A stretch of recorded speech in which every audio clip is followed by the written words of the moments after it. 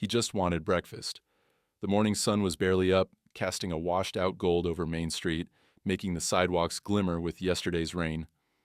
Arthur shuffled along the sidewalk, hands deep in his coat pockets. The collar of his faded bomber jacket turned up against the breeze. The sign above Sonny's grill flickered. He paused for a second, studying his own reflection in the window. A face marked by lines, a cap pulled low, a silver stubble hugging his chin. Inside, the diner was already half full. The clatter of silverware, the greasy scent of bacon, and the drone of an old jukebox filled the space. A few regulars eyed him through the glass as he pushed open the door. The bell chimed, cutting through the idle chatter. For a moment, everything seemed to pause. Nick Gallo, the owner, stood behind the counter, arms crossed. He was in his 40s, thick around the waist, with a sharp voice and an even sharper stare. "Well, look what the cat dragged in," Nick called out, voice just loud enough for the whole diner to hear. The line cooks behind him snickered. Arthur kept his head down and moved toward an empty booth near the window. A young couple in the corner whispered, eyes flicking from their pancakes to Arthur's patched-up jacket. A kid at the counter stifled a laugh. Nick didn't let up. "We're not a soup kitchen, old-timer. Try the VFW down the road. Maybe they'll serve you for free." His words cut through the room. Someone near the back actually laughed, an ugly, nervous sound. Arthur paused, his hand resting gently on the back of the booth. For a moment, his eyes met Nick's. He didn't answer. Instead, he just tipped his hat, a small, dignified gesture, and walked back toward the door. His bomber jacket, still proud despite its age, caught the morning light. Raven's 3rd Air Rescue Wing stitched in faded yellow thread. No one stopped him. No one spoke up. Even the waitress, usually all smiles and quick with a coffee pot, looked down at her shoes. The door jingled as Arthur stepped out, the noise echoing in the silent wake he left behind. Only after he was gone did the low murmur of voices return, uncertain, a little ashamed, but still relieved it wasn't them. Outside, Arthur stood on the curb, steadying himself against a wave of embarrassment that threatened to choke him. He could feel eyes watching from behind the glass, but he kept his gaze on the sky, cloudless and impossibly blue. For a second, the world felt very, very small. Back inside, Nick was already in performance mode again, pouring coffee, smirking. "Guy's probably forgotten how to pay for breakfast," he joked. But the laughter was half-hearted now. Someone at the counter scrolled their phone, pretending not to notice. As Arthur moved away, the sound of a distant motorcycle rumbled somewhere down the street. He paused just for a second, fingers brushing the wings patch on his jacket as if for reassurance. He'd been called a lot of things in his life. Hero, brother, even hawk. But this was different. This was small-town humiliation, and there was nothing glorious about it. The world seemed to rush past. Delivery trucks, a bus full of high schoolers, people hurrying toward jobs and meetings. Arthur felt the weight of the years on his shoulders, each step a little heavier than the last. But he didn't walk with defeat. He moved with a quiet kind of grace, a stillness that belonged to people who'd seen more than most could imagine. Across the street, a teenage boy with a skateboard caught sight of Arthur, eyes widening a bit at the sight of the jacket, the patches, the limp that spoke of old wounds. He nodded, just a quick jerk of the chin. Arthur nodded back, a silent understanding passing between two generations in the space of a heartbeat. He reached the corner, paused at the crosswalk. Behind him, the diner buzzed on, the door swinging open and shut, voices rising and falling. Nick Gallo would probably forget this moment before lunchtime. The rest of the town might forget it by next week. But Arthur? He'd carry it with him, tuck it away beside the other memories. Some heavier, some lighter. All of them proof that a man can't always choose the battles he fights, but he can choose how he walks away. As he disappeared around the block, a gust of wind lifted his cap just enough to reveal the silver hair underneath, the sharp blue eyes still alert, still proud. And on his back, the faded words told a story no one inside Sonny's grill could quite understand. At least, not yet. But somewhere, far beyond the small diner and its laughter, a chain reaction had already begun. And in the quiet that followed Arthur's departure, Something in the town shifted, just a little. An old man's silent dignity had left its mark, and soon it would echo back in ways no one expected. Arthur's shoes scraped the gritty pavement as he walked the few quiet blocks home, the morning now sharp and lonely. The neighborhood had not quite woken up, windows still fogged, newspaper bundles stacked on porches, the occasional dog barking at nothing. Arthur paused in front of his modest garage, a weathered structure set back from the road. He drew a breath and exhaled slowly, letting the shame and anger drain from his chest before he stepped inside. The garage was cool and dim, sunlight slipping in through gaps in the roof. Tools lined one wall, neat and orderly, a habit from years of discipline. In the far corner, a faded unit photo hung on a nail, the edges curled with time. 12 men and 1 woman, all in uniform, all impossibly young, grinning for the camera, with a chopper in the background. Arthur's finger lingered on the image, tracing faces, remembering voices, laughter, and fear. Next to the photo sat a purple heart in its velvet box, the metal gleaming softly. Above it, nailed to the beam, a Navy Wings insignia caught the light, a symbol that meant something different to every man who wore it. He glanced at the rotary phone on the workbench, an ancient thing with a cord stretched long from years of use. He hesitated. There was a time for silence and a time for the call. Arthur reached for the phone and dialed, the clicks echoing through the quiet. For a moment, nothing but static, then a familiar voice broke through. "Jimmy," Arthur said, voice steady. "Hawks grounded?" A pause, then a deep, knowing silence. Jimmy's voice, gruffer with age but still carrying a note of mischief, replied, "Copy that. You sure?" Arthur nodded, even though Jimmy couldn't see. "Yeah." "All right, brother. Give me an hour." He hung up, the phone clicking back into place. For a moment, Arthur just stood there, listening to the old garage creak and settle around him. He looked up at the wall, where a hand-painted sign read, "Rescue Ravens, Brotherhood in Service and After." The words, once a simple slogan, now echoed through his chest. He took a step back, memories swirling. Arthur remembered jungle heat and the thunder of chopper blades, remembered sandstorms and the taste of fear. He remembered Jimmy's wild grin as they lifted off in impossible weather and the silent prayers they whispered for each other before every mission. They were brothers, not by blood, but by choice. Men and women forged in the same fire. He walked outside, the world suddenly sharper, every sound amplified. The neighbor's dog, usually a nuisance, wagged its tail and barked as Arthur passed.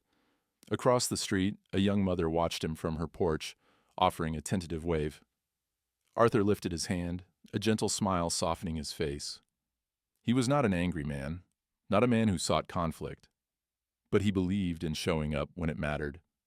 Arthur reached the church on the corner, the old steeple rising above the trees. He paused at the flagpole out front, the stars and stripes tangled in the morning breeze. He took out a set of keys, and with careful hands, unlocked the cord, lowering the flag. The pole rattled as he untied the knots, fingers trembling not from weakness, but from the weight of memory. He fixed the flag, smoothing out the creases, then raised it again, high and proud. A memory flashed, no, it seized him, of a different flag, one patched and bloodied, flying from the side of a battered chopper. Screams in the jungle, smoke. Arthur's voice, steady even as the world seemed to end around him. One at a time, no one gets left behind. He blinked, the churchyard coming back into focus.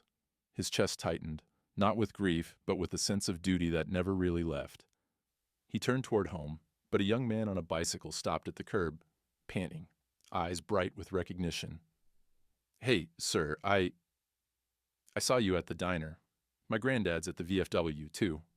Were you really a raven?"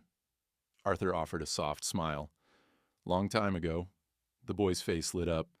"He always says you guys are the reason he made it home." Arthur's gaze softened.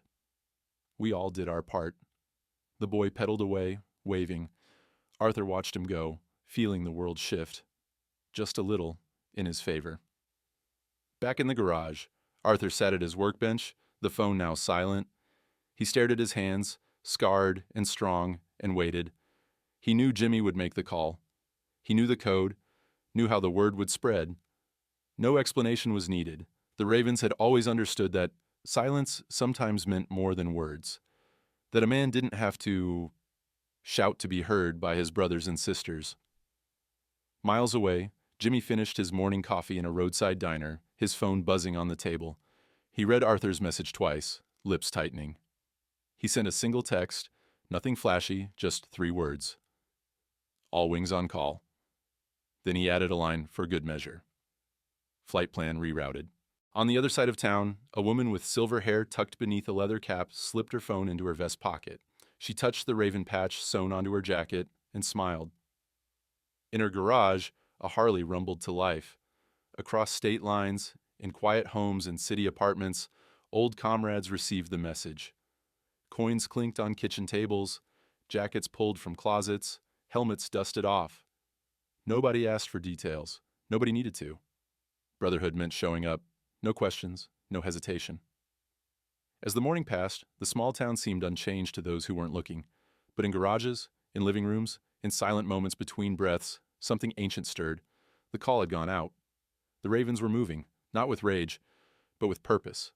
Arthur watched the sun climb higher, warm against the glass, and allowed himself a rare moment of peace. He knew what came next.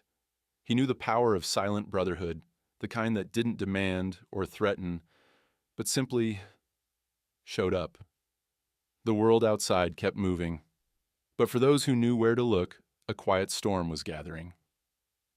And Arthur, at the heart of it, waited, not for vengeance, not for apologies, but for the simple, powerful truth of being remembered. Arthur's old house sat quietly at the end of Willow Lane, nestled under the wide branches of 2 oaks that had been there as long as he could remember. The paint on the front porch, peeled in curling strips, and a line of small garden gnomes kept silent watch by the steps. Inside, the house smelled faintly of pipe tobacco and engine grease, a stubborn mix that clung to the furniture no matter how many times his daughter tried to air it out. Arthur set his cap on the side table and bent to unlace his boots. His dog, an ancient barrel-chested mutt named Buddy, wandered in from the kitchen, tail thumping lazily. Arthur scratched behind the dog's ears, his fingers finding the old scars from too many scraps with raccoons in the backyard. "We're not as quick as we used to be, huh, pal?" He filled Buddy's bowl, the dog's tail beating a happy rhythm, then poured himself a mug of coffee, lukewarm, left over from hours ago, but still somehow comforting. Arthur settled into his recliner by the window, staring out at the quiet street. He watched a postal worker stroll by, a couple of kids racing bicycles, the world turning with its usual steady hum. The phone call from earlier hung heavy in his mind. He wondered what Jimmy was telling the others. How many phones were ringing right now in kitchens and workshops across 3 counties? He didn't want trouble, never had. But he knew that trouble sometimes found you, no matter how quietly you lived. But he nosed his hand. Arthur set the mug down and stood, stretching the ache out of his bones. He grabbed the leash from its hook by the door, and Buddy perked up immediately, a little spark in his old brown eyes. The two stepped out into the neighborhood, Arthur letting the dog set the pace. As they walked, neighbors called greetings from their lawns and porches, voices warm and familiar. A young woman, Sarah, from 3 doors down, waved from her garden. "Morning, Mr. Hawk." Arthur smiled at the old nickname. "Morning, Sarah. Flowers look good." She beamed, brushing dirt from her hands. "Trying to keep the rabbits out? You doing all right?" He nodded. "I'm good, but he keeps me honest." They chatted about the weather and her new job at the hardware store. She didn't mention the diner, and Arthur didn't bring it up. But the concern in her eyes lingered, even as he and Buddy continued their walk. As they passed the small, white-painted church on Maple Avenue, Arthur slowed. The church was a cornerstone of the neighborhood, its doors always open, its bell a comfort on Sunday mornings. He paused to fix the American flag that hung by the entrance, straightening it with careful hands. The fabric was rough beneath his fingers, and as he worked, memories unspooled in his mind. The years peeled back. He was young again, barely 20, sweating in a jungle clearing while the rotor blades of a chopper hammered overhead. The heat, the stink of fuel and fear, the weight of the wounded on his back, he could feel it all as if it were happening now. In his memory, someone screamed for help. He could hear his own voice, rough but steady, one at a time. No one gets left behind.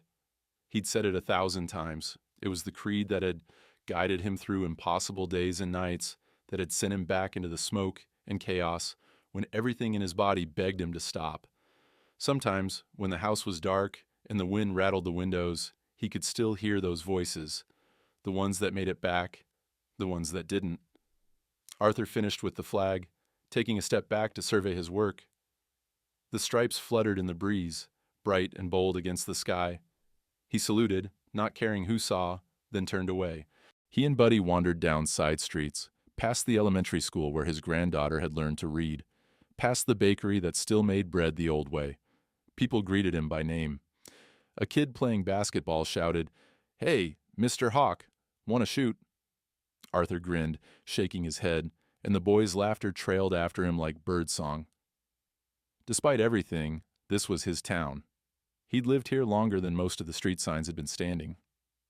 He'd built engines in his garage for neighbors, fixed fences, replaced roofs after storms. He'd served as a deacon at the church, mowed the lawns of widows for nothing, picked up trash after the parade when others had gone home. Never made a fuss. Never asked for thanks.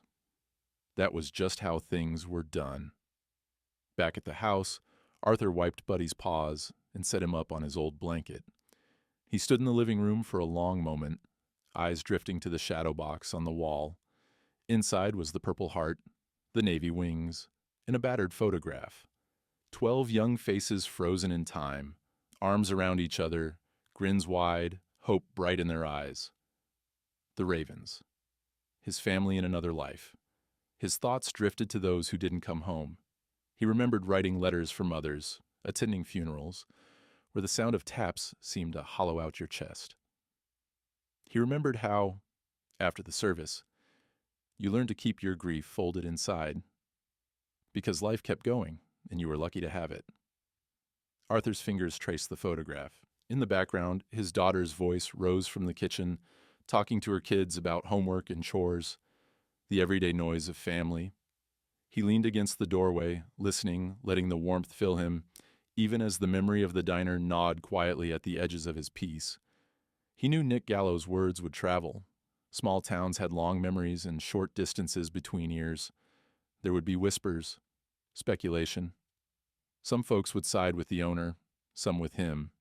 But Arthur had weathered worse than gossip. He would carry on, do what he'd always done. Live quietly, help when he could, and hold his head high. Still, a part of him wondered if anything really changed. Was dignity enough in a world that sometimes seemed to reward only the loudest, the cruelest? He didn't have an answer.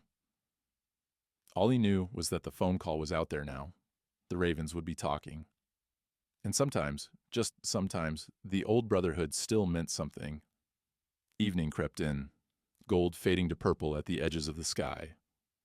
Arthur made dinner for himself and Buddy, fed the cat that prowled his back porch, then sat on the stoop to watch the fireflies blink awake. In the stillness, he felt the steady thrum of his heart, battered but unbroken. Whatever happened tomorrow, he'd face it as he always had, one step at a time, no one left behind. Morning returned with a haze, the kind that softened edges and stretched shadows across Main Street. The memory of what happened at Sonny's Grill clung to the town like dew on the grass, unspoken but impossible to ignore. In a place where news spread faster than wildfire, the story had already begun to grow legs and sprint from porch to porch. It started with a phone, always a phone these days. Dylan, the fry cook at Sonny's, had been quick to hit record when Nick's voice rose above the regular clatter. He'd caught Arthur's entrance, the cruel joke, the tip of the hat, and the silent exit. By the time the lunch crowd rolled in, that short video was on a dozen screens. A few teens shared it to their social media. "Isn't that the old guy from the VFW?" someone commented under the clip, the question repeating with every share. In the bakery next door, June Henderson watched the video on her tablet, mouth pressed thin.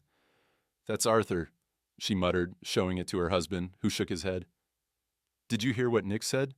June asked the next customer, unable to hide the edge in her voice. Across town, at the small engine repair shop, Curtis, the same kid who'd nodded at Arthur's jacket the day before, scrolled through the comments. His dad glanced over, eyebrows raised. "Something you want to share, son?" Curtis hesitated, then played the clip. His dad's face hardened. "That ain't right," he said quietly. "Not after what that man's done for this town." By noon, rumors crackled through the lunch hour air. At the post office, at the hardware store, by the ball fields, everyone seemed to have an opinion. Some said Arthur had overreacted. Others, especially the old-timers who remembered his kindness, were angry on his behalf. But the diner stayed busy, Nick refusing to let a little gossip sour his day. "People love to talk," he told anyone who would listen. "But business is business. That old man gets a free pass everywhere he goes. Why should my place be any different?" He'd chuckle, wiping his hands on his apron, but his jokes landed flat. On the sidewalk outside Sonny's, a group of high schoolers clustered around their phones, watching the video on repeat. One, a girl with her hair in braids, frowned. "My granddad said Arthur saved 2 people in the flood last year. That's not the way you treat someone like that." Her friend shrugged, uncertain. Maybe Nick was just having a bad day? But the more the story was told, the less anyone believed it was an accident. People remembered small moments. Arthur fixing a neighbor's fence after a storm, dropping off groceries at the food pantry, standing alone at the Memorial Day parade with his cap pressed to his heart. And they remembered Nick, too, the way he barked at his waitstaff, the way he double-charged tourists who didn't know better. Meanwhile, behind the scenes, the story took on a life of its own. At the VFW Hall, on the edge of town, the video played on a dusty old laptop, surrounded by men and women in faded ball caps and denim jackets. The room fell silent as the recording ended. No one spoke for a long minute. Finally, Jimmy, gray-bearded with a tattoo of a chopper on his forearm, set his cup down. "It's time," he said. Around the table, heads nodded. They all knew what "it's time" meant. No further explanation needed. They were ravens. Old, maybe, but not forgotten. Loyalty ran deeper than roots. Jimmy picked up his phone, thumb moving slow over the cracked screen. "All wings on call. Flight plan rerouted," he texted, sending it to a dozen contacts, some in town, some miles away. He didn't say Arthur's name. He didn't have to. The code had always been simple. You didn't leave your own behind. The group lingered, each member quietly lost in memory. Linda, the only woman at the table, wiped her eyes, fierce despite the tears. "He's the reason I'm here," she whispered. "We don't let this stand." Back at the diner, Nick noticed the shift. The regulars weren't laughing with him anymore. Some stopped looking him in the eye. The waitress, usually cheerful, moved more quietly, only speaking when spoken to. Even the bell over the door seemed less lively, as if the place itself could feel the tension building. But Nick was stubborn, convinced the storm would pass. He turned up the radio, told himself he didn't care. He'd seen plenty of small-town dramas come and go. This would be no different. At the edge of town, a caravan of motorcycles rumbled past the gas station. No one said much, but people took notice. 15, maybe 20, bikes in a loose formation, veterans in leather and denim, some with silver hair, some with eagle patches on their vests. The gas station attendant watched them disappear down Main Street, his heart thumping a little faster. By late afternoon, the town felt different. An invisible thread pulled people together and pushed them apart. Some huddled in corners, whispering updates as new rumors bloomed. Others watched the road, waiting for something they couldn't quite name. Nick wiped down the counter as dusk crept in, the air inside heavy. He glanced up and caught his own reflection in the front window, frowning, uncertain. For the first time in a long time, he felt the weight of eyes on him, not with admiration, but with judgment. Across town, Arthur sat on his porch, Buddy asleep at his feet, the shadows long and golden. He heard the distant rumble of engines, the low hum of voices rising and falling. He didn't know exactly what was coming, but he could feel it in his bones. The old Brotherhood was stirring, and when they moved as one. In the stillness, as the sky shifted from blue to purple, the town held its breath. The story had changed. It wasn't just about a cruel joke anymore.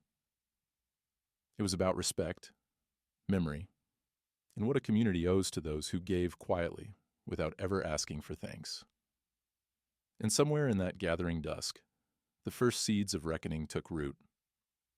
Dawn broke over Sonny's grill with a thick, low fog, the streetlights still flickering in the half-light. The town was mostly asleep except for a few early risers walking dogs or hauling out trash bins. But there was a different kind of energy in the air, a static charge, a sense that something was about to happen and everyone could feel it even if they couldn't name it. Nick Gallo showed up early, as usual, whistling to himself as he unlocked the side door. The kitchen lights buzzed to life, illuminating the gleaming chrome and checkerboard floor. Nick's routine was his comfort. Coffee brewing, eggs stacked, bacon sizzling. He let himself settle into it, doing his best to ignore the faint discomfort that had crept in since the incident with Arthur. Last night, he'd lain awake longer than usual, replaying the scene and the rumors, hearing his own laughter echo uncomfortably in his mind. But pride is a stubborn companion, and Nick had no intention of backing down. He was pouring his first cup of coffee when the rumble began. A low, distant growl, like the earth itself waking up angry. At first, Nick thought it was a thunderstorm rolling in from the west, but as it grew louder, sharper, he realized it was coming from the road, a hard, mechanical chorus, growing closer and stronger. Outside, as the sun crested the horizon, the first headlights sliced through the morning haze. One, then two, then a procession. 15 Harley-Davidsons roaring down Main Street in a staggered formation. The bikes glinted with chrome, flags snapping behind them, headlights burning white in the dim light. Riders wore denim, leather, and patches, some gray-haired, some with faces lined by sun and age. They rode with an unhurried purpose, engines thrumming with history. The townspeople heard it too. Windows slid open, phones came out, curtains parted as neighbors stared. The sight was enough to give anyone pause. A brotherhood of veterans arriving not with banners or fanfare, but with silent, unmistakable intent. The column turned in, pulling into Sonny's parking lot, engines still growling. One by one, the riders kicked down their stands. Boots hit the asphalt. The group was mixed, men and women, black and white, old and older still. Some moved with limps, some straight as ever, but all carried the same hard edge in their eyes, the same dignity on their shoulders. At the front was Rev Washington, a tall, broad-shouldered man with a scar running down his left cheek, his eyes calm and unreadable. At his side was Linda, her silver braid peeking from beneath her helmet, the raven patch sewn proudly onto her vest. There was Jimmy, whose laughter had once filled barracks and jungle camps, now replaced by a solemn focus. Each one wore some echo of service, a pin, a patch, a battered coin. They filed silently into the diner, the bell over the door barely making a sound in the charged air. Customers already seated went quiet, forks pausing mid-bite. The regulars glanced nervously at the newcomers, the tension ratcheting up with every step the group took. No one ordered, no one even sat. The veterans simply stood, shoulder to shoulder, a silent wall of presence. Nick stepped out from behind the counter, mug in hand, trying to keep his voice steady. "Morning. Table for all of you?" His joke landed with a thud, echoing in the silence. Rev Washington didn't smile. He moved forward and placed a heavy coin, his old challenge coin, on the counter. The metallic clink sounded louder than it should have. Linda placed hers next. Then Jimmy. Then another, and another. The coins formed a growing line, each one a silent testament, a mark of service and sacrifice. "You mocked, Hawk," Rev said, his voice quiet but unyielding. "You mocked every man and woman who served beside him?" Nick froze, words caught in his throat. The silence swelled, deep and suffocating. It was as if the whole town was suddenly holding its breath, listening at every window and every phone screen. Customers looked down at their hands. Some fidgeted, uncomfortable. Others stared, unable to look away. A young waitress, one of the high school girls, her hands shaking, stood motionless, eyes wide, as she watched the line of coins grow. Nick tried to recover, but his bravado faltered. Listen, it was just a joke. He could have just laughed it off, right? He looked around for backup, but no one spoke for him. The regulars, who'd laughed along yesterday, now studied their coffees or checked their phones. Linda stepped forward, her voice measured and cold.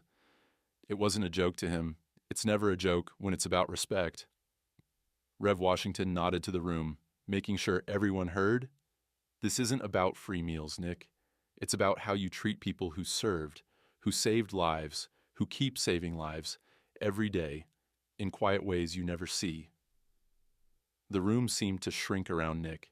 The air was thick with something old and powerful, the kind of pressure that came from years of loyalty, pain, and shared sacrifice.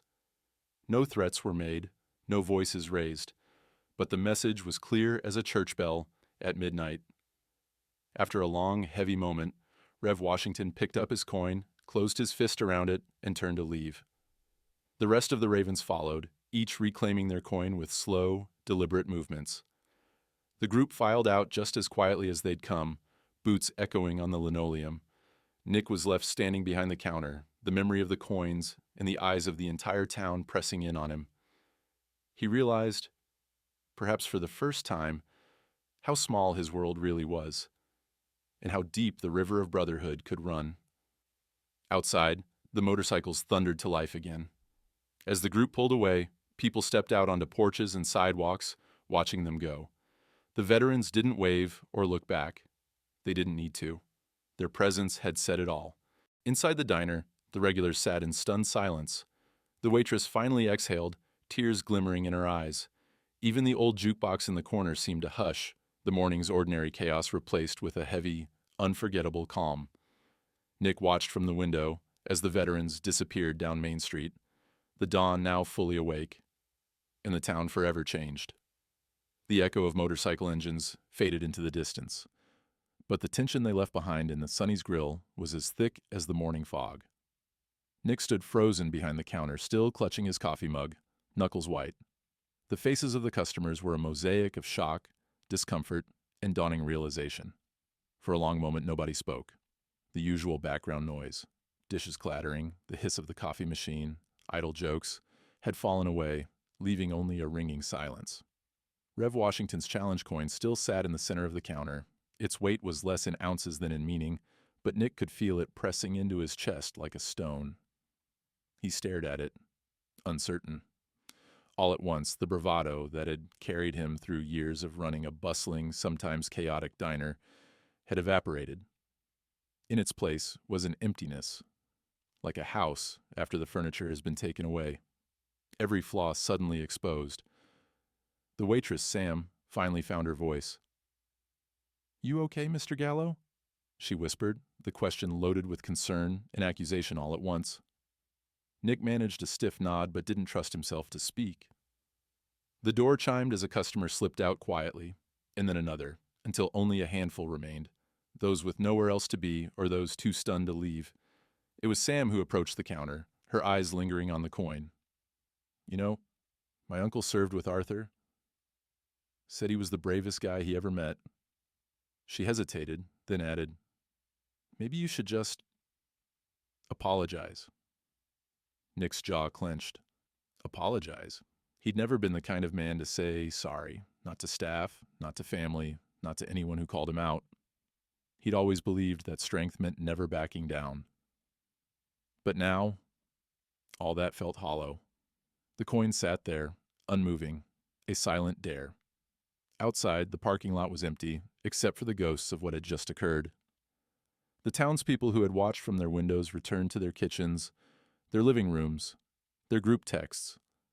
Whispers spread as quick as wildfire. Did you see the Ravens? How many bikes do you think there were?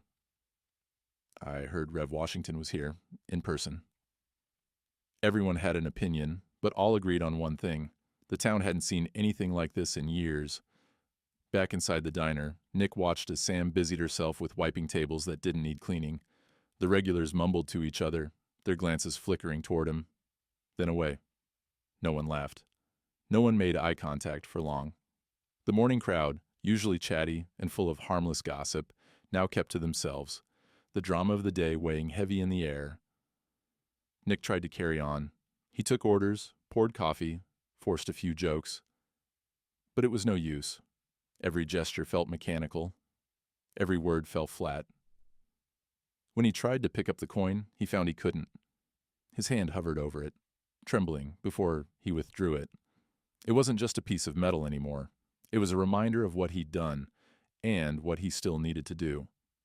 He watched the door, half expecting the veterans to come back, half hoping they wouldn't. He thought about Arthur, the old man's quiet dignity, the way he'd walked out without a word. Nick replayed the scene in his mind, trying to convince himself he was right, that the joke had been harmless. But all he saw now was the hurt on Arthur's face, the discomfort of the customers, the way Sam's voice shook when she spoke. By late morning, the diner was emptier than usual. Nick took his break in the kitchen, staring at the cracked linoleum. He remembered his father, also a vet, though they'd never talked much about it, telling him once that respect was the only currency that never lost value. You can lose your house, your job, your luck, even your mind, son, his father had said. But if you lose your respect, you lose yourself. Nick let that memory sit with him, heavier than he'd expected. Meanwhile, the story continued to ripple outward. At the VFW, at the church, in the school cafeteria, people were talking, not just about Arthur, but about what it meant to honor those who had given so much and asked for so little. Photos of the Ravens' arrival at Sonny's began popping up online. Local Facebook groups debated what Nick should do next. Some defended him. He's rough, but he's fair. While others demanded a public apology, or even a change of ownership at the diner. One post, a picture of the challenge coin on the counter, went viral in the local circle, captioned, "Respect isn't just a word." By noon, Nick made a decision. He picked up the coin at last, its surface cool and heavy in his palm. He found Sam in the kitchen, clearing plates. "Can you cover the register for a bit?" he asked. She nodded, surprised. Nick stepped outside, blinking in the bright sunlight. He turned the coin over in his hand, reading the inscription on the edge. No one left behind. For the first time in years, he felt the true meaning behind those words. He thought about Arthur, about all the other veterans who'd sat at his counter, their stories untold, their sacrifices invisible. He walked to the VFW, coin still in his grip. The old hall was busy, voices carrying from inside. But when Nick entered, a hush fell over the room. Heads turned, conversations died. Jimmy looked up from his table, eyebrow raised. Nick swallowed, then approached, setting the coin down in front of Jimmy. His voice, when it came, was rough but honest. "I was wrong," he said simply. "I disrespected one of yours. One of ours, really. I want to make it right." There was a long silence, then Jimmy nodded slowly. "Took guts to come here, Nick. We don't need speeches, just action." Nick nodded, understanding. He picked up the coin, a silent promise now hanging between them. The room's tension broke a little, a few hands reaching out to clap him on the back, others simply giving him a nod. Back at the diner, Sam watched from the window as Nick returned, the challenge coin still in his hand. She didn't ask what had happened, but she saw the change in his eyes. A humility, a weight, but also a sense of resolve. The day moved on, but Sonny's Grill would never quite be the same. The regulars noticed it first. The new way Nick greeted each customer, the way he lingered a little longer when taking orders from the older veterans. The subtle but undeniable shift in the air. In that coin? It found a permanent home on a new shelf behind the counter. A reminder to Nick and to everyone who came through those doors that some debts can only be paid in respect. The day after the Ravens' silent stand, Sonny's grill was unrecognizable. The usual clatter and easy jokes were replaced by a strained hush. A few regulars came in early, glancing uneasily at the counter where Nick moved with visible tension. He was there physically, refilling coffee, greeting folks, but his mind seemed elsewhere, caught in a loop of memories from yesterday's confrontation. The challenge coin rested in his apron pocket, an uncomfortable weight. By mid-morning, the first of the Ravens returned, not on roaring bikes, but quietly, slipping into booths or settling at the counter, ordering nothing but black coffee. Linda, silver hair still damp from her morning shower, sat at the far end of the bar. Rev Washington appeared soon after, his presence calm but commanding. Others trickled in, Jimmy, Curtis's dad, a couple of men Nick only half recognized from the VFW. No one wore a patch today. No one came to make a scene. The other customers grew tense, watching from behind their menus. Even Sam, wiping down tables, kept glancing toward the veterans, half expecting fireworks. But none came. Rev Washington sat straight, hands folded in front of him. After a long, slow sip of coffee, he looked Nick in the eye. "We're not here to yell," he said quietly. "We just show up. For each other. And you needed reminding." Linda nodded, her gaze never leaving Nick's. "You can't take back your words, but you can own them." Her voice was low but resonant, every word heavy with meaning. Nick swallowed, feeling their eyes on him, not accusing, just expectant. He set the coffee pot down, wiped his hands on a rag, and tried to steady himself. All his old lines felt useless. He glanced at Sam, who gave him a barely there nod of encouragement. One of the younger veterans, a man in a battered Letterman jacket, broke the silence. "That's Hawk, right?" he asked, nodding toward the empty booth where Arthur always sat. "From the rescue team?" "Yeah," Jimmy answered quietly. "That's Hawk." A ripple went through the room, some customers startled by the recognition, others ashamed for not realizing sooner. A woman near the window murmured, "My uncle still tells stories about the Ravens. Didn't know Hawk lived here." Nick felt smaller and smaller. He'd built a business on charm and hustle, on being the loudest voice in the room, but now he understood. He'd never really listened. And yesterday, in his need for attention, he'd humiliated a man who'd never once bragged about all he'd done. Rev Washington leaned forward, elbows on the counter. "Nick, we're not looking for trouble. We're not looking for revenge. We're here because that's what we do. You see one of us hurting, you show up. Sometimes it's hard, sometimes it's uncomfortable, but it's always right." Nick nodded, the words settling into his chest. I get it," he managed, voice rough. "I was wrong. I thought I was just being funny. Crowd-pleasing, you know? Didn't see what I was really doing." Linda sipped her coffee, letting the silence stretch. "Arthur's not a bitter man. He never holds a grudge. He's seen worse than anything any of us can dish out. But respect matters, not because he wears a patch, but because he shows up. Every day, quietly, helping people, fixing flags. You don't have to like everyone, Nick, but you treat them right." The challenge coin in Nick's pocket felt like it was burning a hole. Slowly, with trembling fingers, he set it on the counter again. "I want to make this right," he said, voice barely above a whisper. "I can't undo it, but I want to do better." Jimmy smiled, the hard lines on his face softening. "That's a start. But it's not about speeches, man. It's about how you act tomorrow, and the day after, and every day after that." Sam set a fresh pot of coffee on the burner, glancing between Nick and the veterans. "Arthur might not say it," she offered quietly, "but it means something. Having all of you stand up like that. To him, to everyone." Rev Washington's eyes lingered on Nick. "You know, there are towns where this wouldn't matter, where people would just let it slide. But that's not this town. You set the tone for the room, Nick.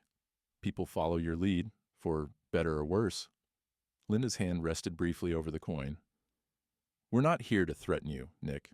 We just want you to remember, dignity's not for sale, and it's not something you can take away from a man like Arthur. The least you can do is offer him a seat at his table. The rest will follow." The door opened, and Curtis, the teen from the engine shop, peeked in, eyes wide. He glanced at the booth where Arthur always sat. "Is it true?" he whispered, almost afraid to break the spell. "Is Hawk coming back?" Jimmy grinned. "If he feels like it, he will." The Ravens finished their coffee, leaving bills on the counter and nods in their wake. Before leaving, Rev Washington clapped Nick on the shoulder, firm but not unkind. "Remember, Brotherhood's not about noise. It's about showing up." The veterans departed as quietly as they'd come. The tension in the room eased, replaced by something else, a sense of possibility, of hope that wounds could heal if everyone leaned in, even just a little. Nick stared at the coin, then looked at Sam and the other customers. "New policy," he said quietly, voice breaking but proud. "Veterans eat free, in honor of Hawk." He meant it, and everyone could tell. For the first time in days, the room filled with something other than shame.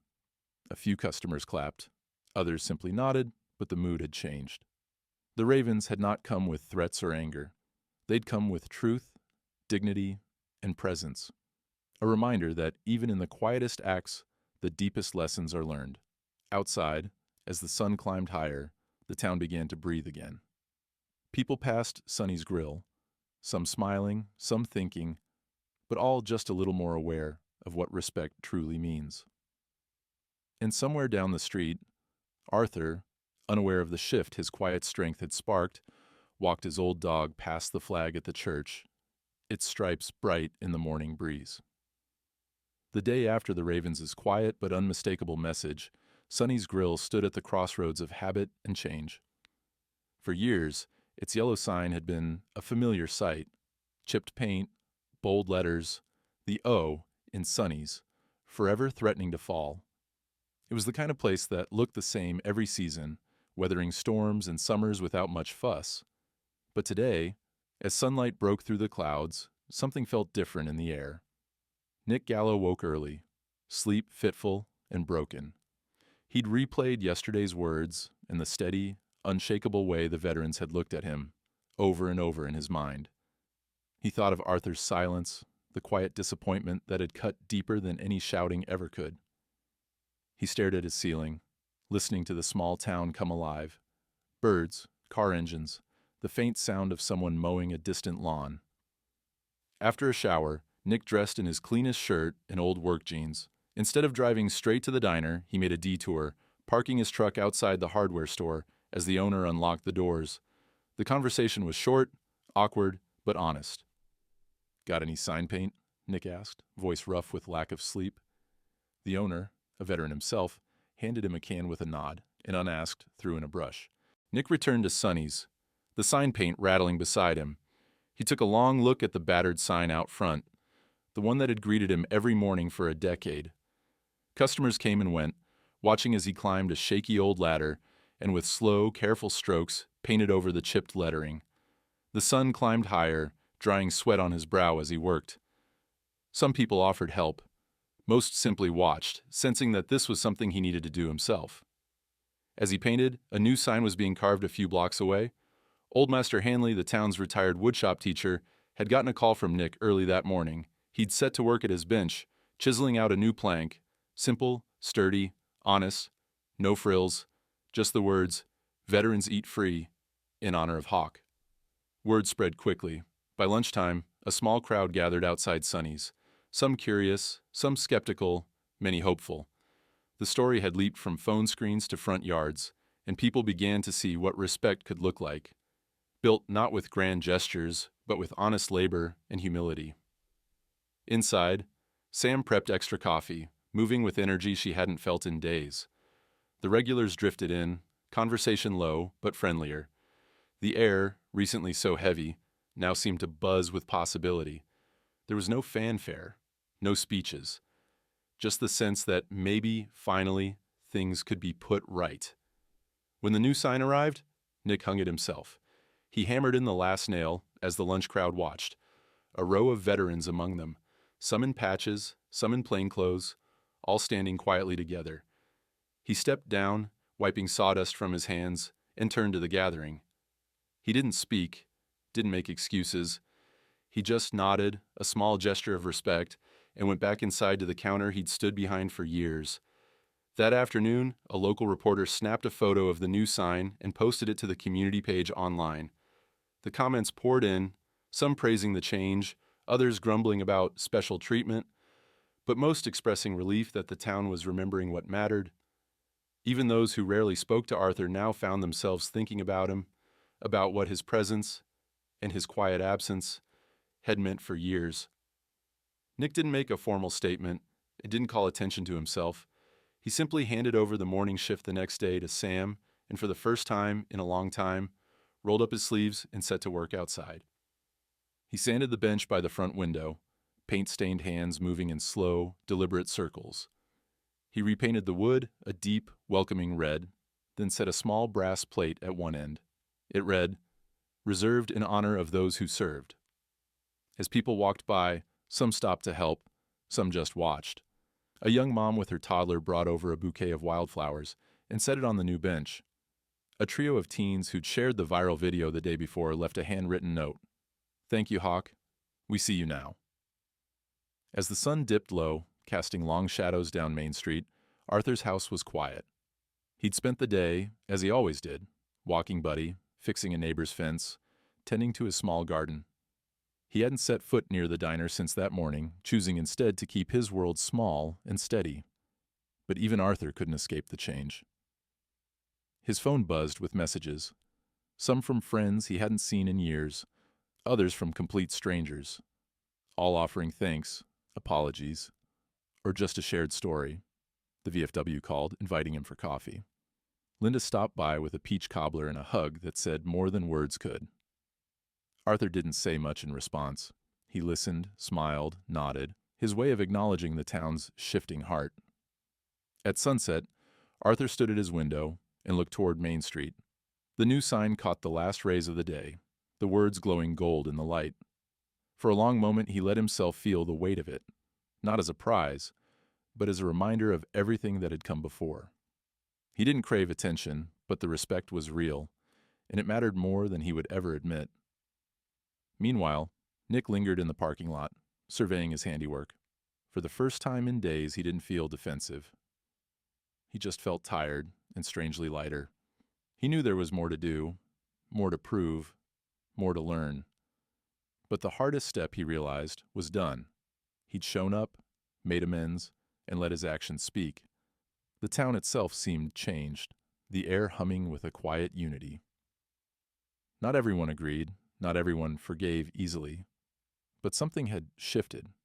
It was visible in the small things, the flag flying straight, the laughter of kids at dusk, the way neighbors waved a little longer before heading inside. Night settled over Sonny's grill, the sign bright against the dark. Inside, people gathered, old and young, talking in low voices about the past and the future, about what it meant to be seen. And outside, under the glow of the porch light, Arthur sat on his stoop, Buddy at his feet, watching the world remember what it meant to belong. Sunday morning arrived crisp and cool, the kind of day that seemed tailor-made for small-town rituals. Church bells chimed gently in the distance, and the scent of dew on grass drifted through open windows. For the first time in a week, Arthur woke with a sense of lightness. He moved about his kitchen with deliberate slowness, savoring the hush, pouring a mug of strong coffee and sharing a few bites of toast with Buddy, who thumped his tail with sleepy gratitude. Outside, the town was already in motion. People dressed in their Sunday best, pressed shirts, sensible shoes, making their way to the little white church or to breakfast with friends. On Main Street, Sonny's grill glowed beneath its new sign, the fresh paint catching the morning sun. Arthur paused on his porch, cap in hand, jacket zipped against the breeze. He looked down at Buddy. "Let's go see what's changed, pal." The dog gave a soft bark, as if in agreement, and together they set off down the familiar sidewalk. Each step was steady, unhurried, a man returning to his own story, not as a guest, but as himself. When Arthur reached Sonny's, he hesitated outside the window, taking in the transformed scene. The bench gleamed with new paint, the brass plate shining. Someone had left a bunch of wildflowers beside it, yellow, blue, and purple blooms tied together with twine. He paused, moved by the simple kindness. Inside, the atmosphere was changed, too. Conversation ebbed and flowed, light and sincere. The regulars sat in their usual spots, but there was an undercurrent of excitement. Sam, at the counter, spotted Arthur through the glass and quickly wiped her hands, nudging Nick, who was manning the grill. Nick glanced up, his expression shifting from anxiety to resolution. The bell over the door jingled as Arthur stepped inside. For a moment, all eyes found him. The room went still.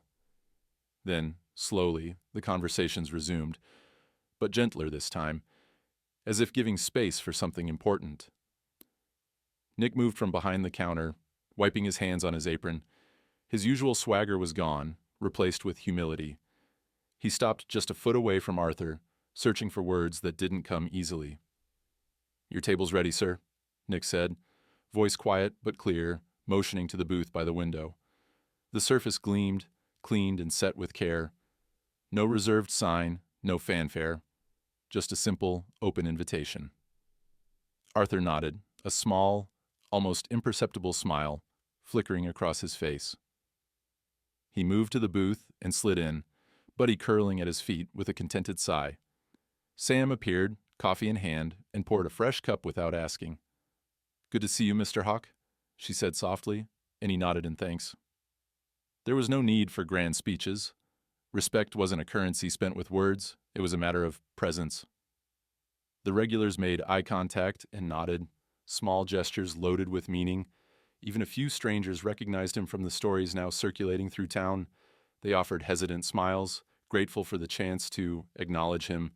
Across the room, a younger veteran, maybe 30, in a crisp jacket and faded jeans, caught Arthur's gaze and raised his coffee mug. It was a simple salute, but Arthur knew its weight.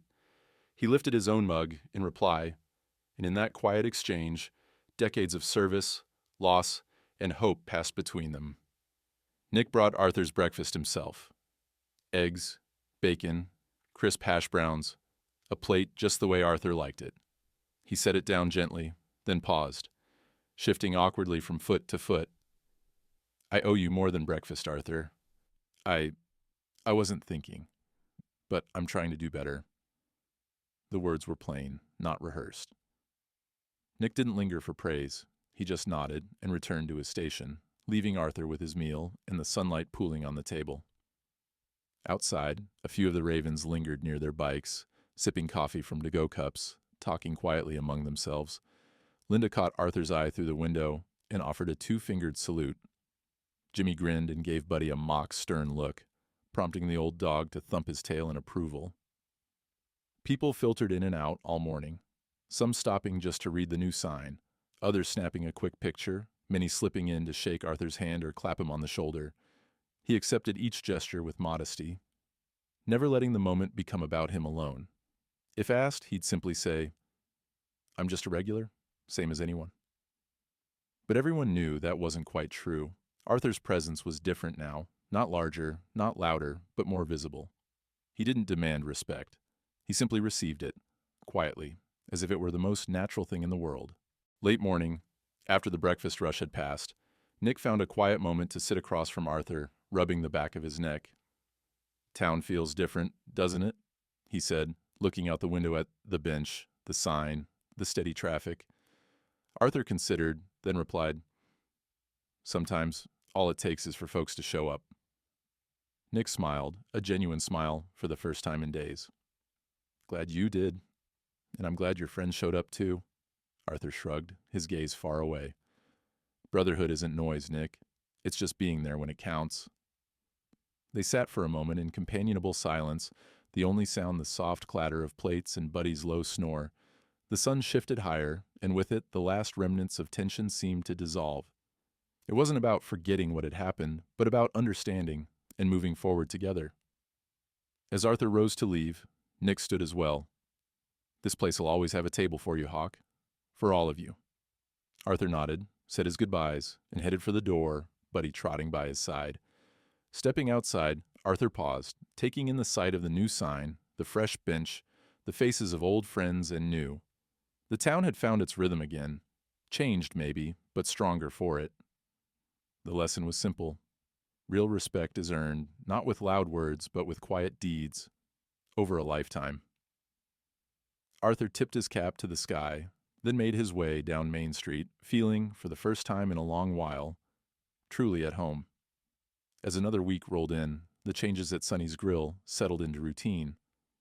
The new sign out front becoming as much a part of Main Street as the mailbox by the corner or the old oaks at the town square. Life in the small town hummed along. Kids darted across the sidewalk in the afternoon sun.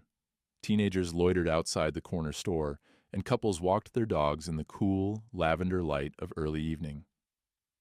Inside the diner, the morning crowd was back in full force, but the energy had shifted. Lighter, somehow, as if the town had finally exhaled after holding its breath for too long. Sam filled coffee cups with a genuine smile, and Nick, once gruff and distracted, greeted every customer with a new humility in his voice. The challenge coin had found its home on a high shelf behind the counter, where it caught the light and reminded everyone, every day, of what had happened and why. Arthur's table by the window was never empty now, not always with him, but with someone who understood what it meant to carry history quietly. Sometimes a pair of veterans met there to swap old stories. Other times, it was just a high school kid doing homework, glancing at the photos of the rescue ravens that now lined the wall. Respect was no longer a performance. It was a practice. On Sunday, the town held its annual Veterans Picnic at the park. There were folding tables groaning with casseroles, children running barefoot in the grass, and laughter that carried all the way to the church steeple. Arthur arrived with Buddy, who made a beeline for the grilling station, tail wagging at the scent of hot dogs. The other ravens were already there, Jimmy, Linda, Rev Washington, and the rest, all gathered in a loose circle of lawn chairs and memories. People gravitated toward Arthur, shaking his hand or sharing a quiet word, but he never let the attention settle on himself for long. When a reporter from the local paper asked for a comment about the events at Sonny's, Arthur just smiled and said, "Sometimes you get lucky enough to be surrounded by good people. The rest takes care of itself." As dusk settled over the park and the first fireflies blinked into being, Rev Washington stood and addressed the small crowd. He didn't make a speech, just a few words that reached everyone, even those at the far tables. "We honor service, but even more, we honor presence. What you do when no one's looking, how you treat folks who can't do anything for you. That's where brotherhood starts. That's where community grows." Linda added quietly, "You don't have to wear a patch to show up. You just have to notice who needs you and go. Simple as that." Back at the diner, Nick stayed late to close up, wiping down counters and sweeping the floor. He paused by the bench outside, running a hand along the fresh paint. The flowers left by strangers had wilted, but someone, he suspected Sam, had replaced them with new blooms. The brass plate gleamed. For the first time in years, Nick felt at peace with the place he'd built, proud of what it could become. As the last light faded, Arthur walked home beneath the stars, Buddy trotting at his heel. He passed the church, pausing a moment to straighten the flag, as he always did, then continued on. The air was sweet with the scent of cut grass and honeysuckle, and the town, so recently divided by hurt and misunderstanding, felt whole again. Later, as Arthur sat on his porch, watching the fireflies drift over the yard, his granddaughter climbed up beside him. She leaned her head on his shoulder and asked, "Grandpa, do you think people can change?" He considered for a long moment, the silence full of memory. "I think sometimes folks just need to remember what they already knew deep down," he said quietly. "Change is just coming home to yourself." The sky was vast and silent, filled with possibility. Arthur watched the streetlights flicker and thought of all the men and women he'd served with, some here, some gone, all part of a chain that stretched through time and memory. He didn't feel like a hero. He just felt grateful. He didn't demand respect. He just lived in a way that deserved it. And when the world forgot, his brothers remembered. True dignity doesn't wear a uniform forever. It walks among us, in silence, in scars, in service. Brotherhood isn't noise. It's presence. And sometimes, the greatest reminders come not from anger, but from showing up. If there's a lesson to this story, it's not about grand gestures or viral videos, but about the quiet power of standing together when it counts.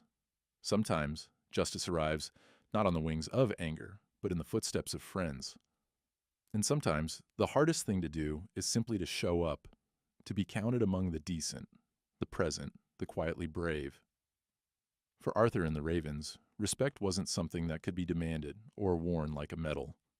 It had to be earned every day in little acts of courage and kindness. For Nick, change didn't come all at once, but in small moments, a handshake, a sign repainted, an apology spoken and lived. For the town, healing began with listening and with remembering that everyone carries unseen stories.